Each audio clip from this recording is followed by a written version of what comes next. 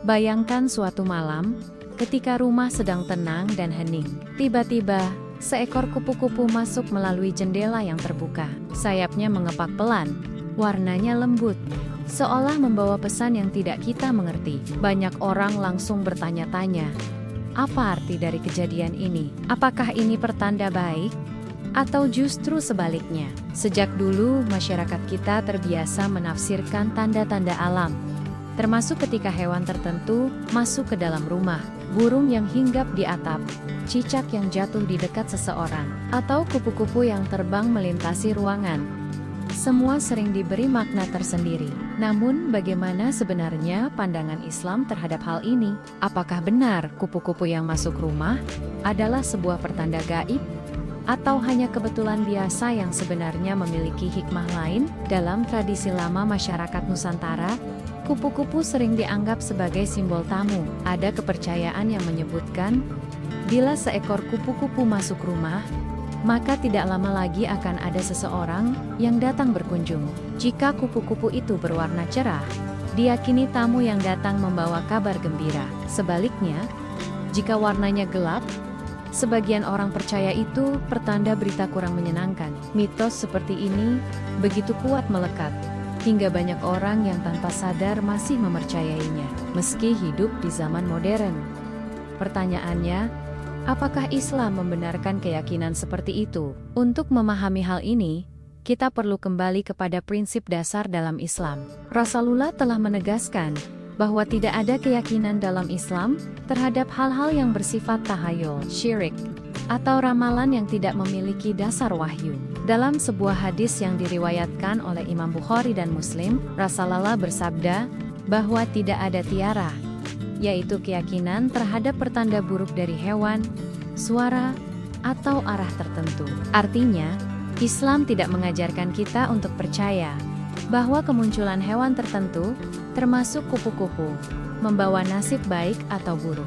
Semua yang terjadi di alam ini berlangsung atas kehendak Allah, bukan karena tanda gaib yang melekat pada makhluk ciptaannya. Namun, apakah itu berarti masuknya kupu-kupu ke dalam rumah tidak memiliki makna sama sekali? Disinilah letak pentingnya cara pandang seorang Muslim. Islam memang menolak keyakinan yang menjadikan makhluk sebagai pertanda mutlak. Tetapi, Islam juga mengajarkan bahwa setiap ciptaan Allah bisa menjadi bahan renungan.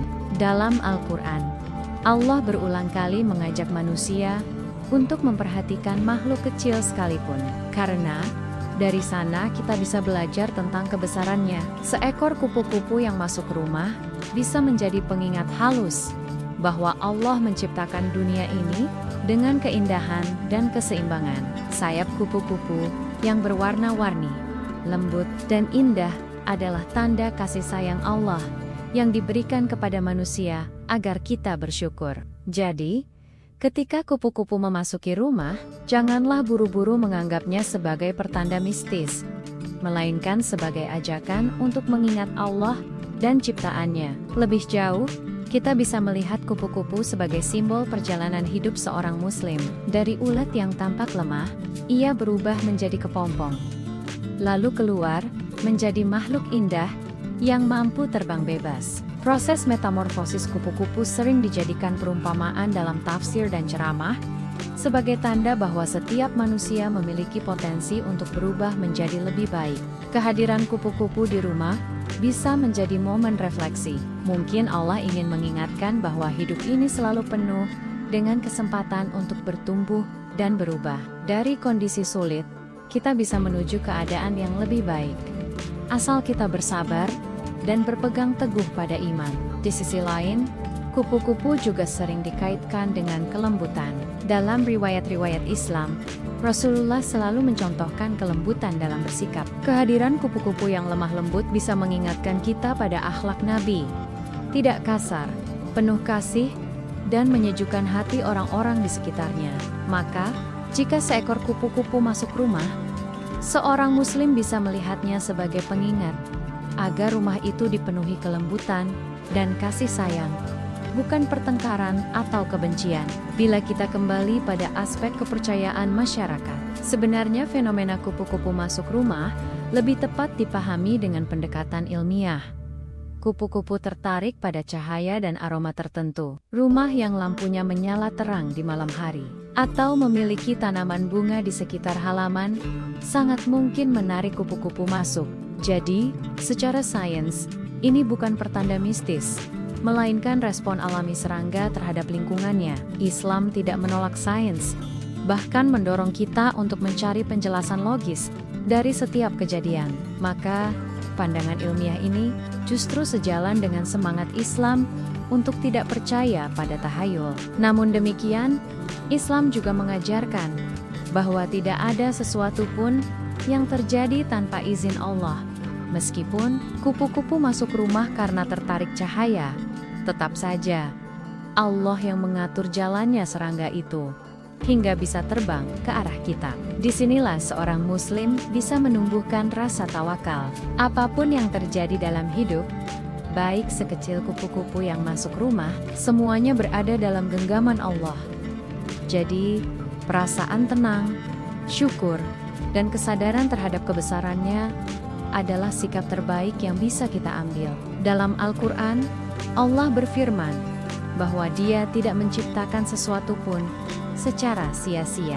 Setiap makhluk sekecil apapun memiliki peran dalam ekosistem dan dalam pelajaran hidup manusia.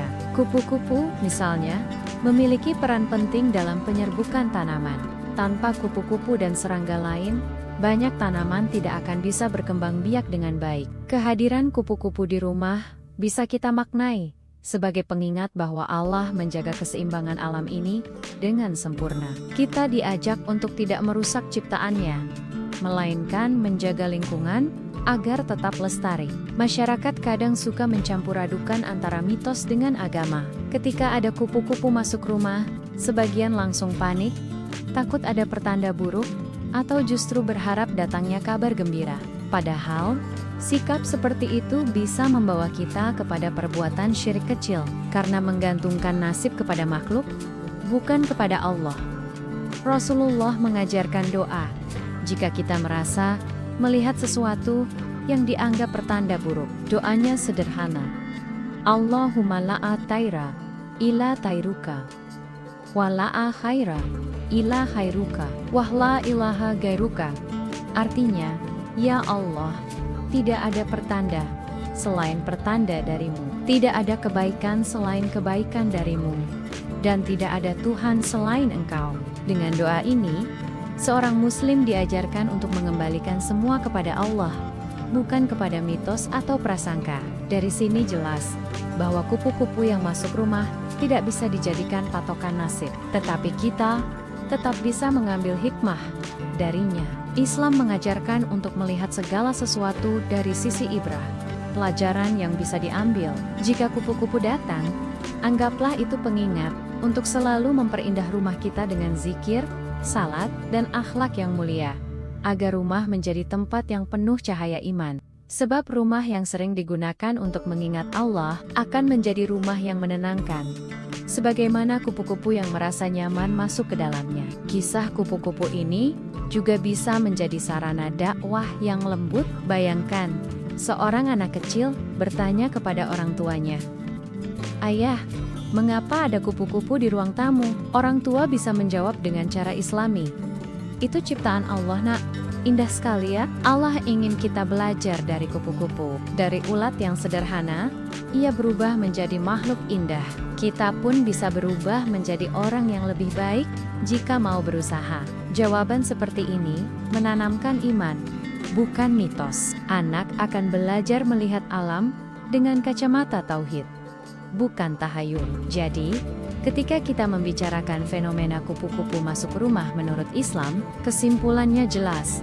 Tidak ada dalil yang menyebut bahwa itu adalah pertanda baik atau buruk. Semua mitos yang beredar hanyalah warisan budaya yang tidak boleh kita jadikan pegangan. Islam mengajarkan untuk tidak takut pada makhluk, karena semua berada dalam kendali Allah. Tetapi kita juga diajarkan untuk mengambil pelajaran dari ciptaan Allah, termasuk dari kupu-kupu yang indah itu. Ia bisa menjadi pengingat tentang perubahan, kelembutan, keseimbangan alam, dan kebesaran Sang Pencipta.